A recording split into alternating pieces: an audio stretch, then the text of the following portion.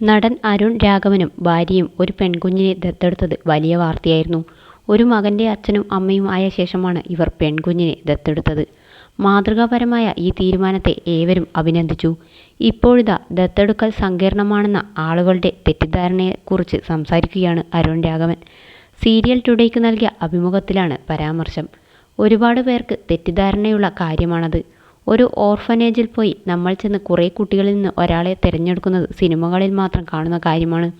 പണ്ട് കാലത്ത് അങ്ങനെയൊരു സിസ്റ്റം ഉണ്ടായിരുന്നോ എന്നെനിക്കറിയില്ല. ഞങ്ങൾ ചെയ്യുന്ന സമയത്ത് അതല്ല സിസ്റ്റം. ഓൺലൈനിലാണ് അപ്ലൈ ചെയ്തത്. കാര എന്ന വെബ്സൈറ്റാണ്. 2500 ആണ് വെയിറ്റിംഗ് ലിസ്റ്റ്. 4.5 വർഷം കഴിഞ്ഞാണ് ഞങ്ങൾക്ക് ഇമെയിൽ വരുന്നത്. നമ്മൾ സൈറ്റിൽ ലോഗിൻ ചെയ്യുമ്പോൾ പാസ്പോർട്ട് സൈസ് ഫോട്ടോ മാത്രമാണ് കാണുക.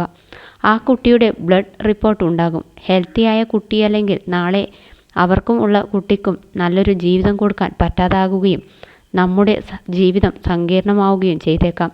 ബ്ലഡ് റിപ്പോർട്ട് ഡോക്ടറെ കൊണ്ട് കാണിക്കാം. 1 മാസം സമയമുണ്ടാകും നമുക്കിത് അപ്രൂവ് ചെയ്യാൻ.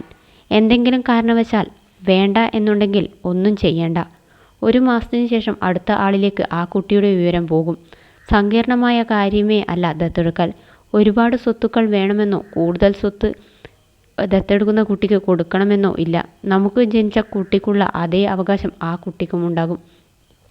ദത്തെടുക്കാമെന്ന ആദ്യ തീരുമാനം ഭാര്യയുടേതായിരുന്നു. ഞാനങ്ങനെ ആദ്യമൊന്നും ചിന്തിച്ചിരുന്നില്ല. ആ ചിന്ത എനിക്ക് ഇട്ട് തന്നതും തുടങ്ങി വെച്ചതും ഭാര്യയാണ്. ഇതേക്കുറിച്ച് ഒരുപാട് വിവരങ്ങൾ കളക്ട് ചെയ്തു. പെൺകുട്ടി വേണമെന്ന തീരുമാനത്തിന് ഞങ്ങളെ സ്വാധീനിച്ച കാര്യങ്ങളുണ്ട്. ഞങ്ങൾ ബോംബെയിലായിരുന്ന സമയത്ത് നേപ്പാളിൽ നിന്നൊരു സെക്യൂരിറ്റി ഉണ്ടായിരുന്നു.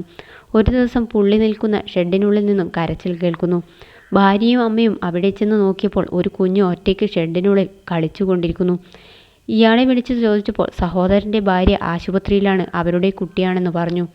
അതിനുശേഷം അയാളുടെ അനുഭവത്തോടെ ആ കുട്ടിയെ ഞങ്ങൾ ആശുപത്രിയിൽ കൊണ്ടുപോയി.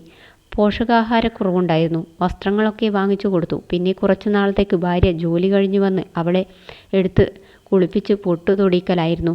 മലയാളി കുട്ടികളെപ്പോലെ കണ്ണും പുരികവും എഴുതി. 1.5 മാസം കഴിഞ്ഞപ്പോൾ അവർ നാട്ടിലേക്ക് പോയി. 5 മാസത്തോളം കഴിഞ്ഞപ്പോൾ കുട്ടി സുഖമായിരിക്കുന്നു എന്ന് സെക്യൂരിറ്റിയോട് ചോദിച്ചു.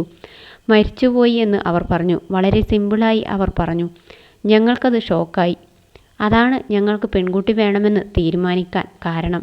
അവൾ വന്നതിന് ശേഷം ഞങ്ങളുടെ ജീവിതം ഭയങ്കര ഹാപ്പിയാണെന്നും അരുൺ രാഘവൻ പറഞ്ഞു.